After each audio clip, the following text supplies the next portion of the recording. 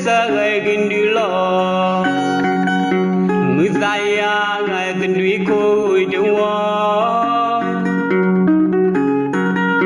Kunde pianga o peplo gai gito,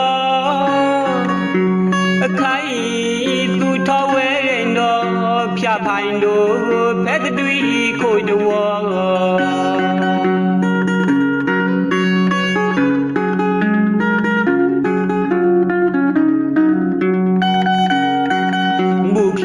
Parmi mawendaga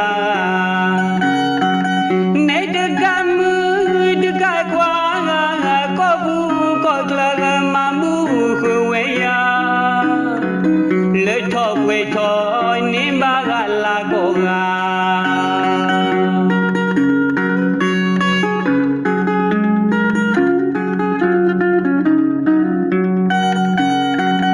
kundo gisaga uwara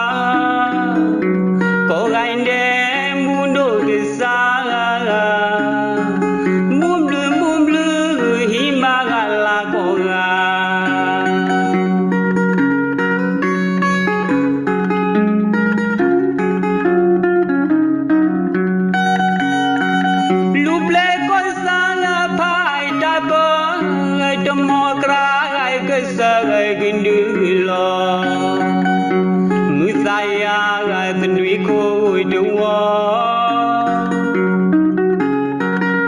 Kunde pianga o peplo gai gito,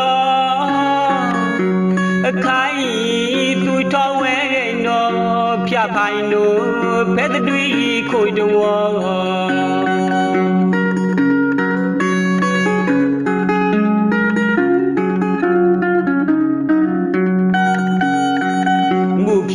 Parmi mawendaga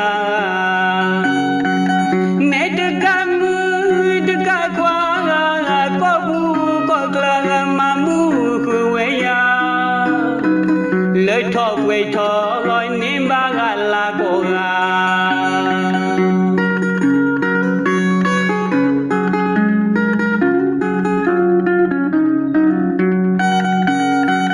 kundo gisaga uwara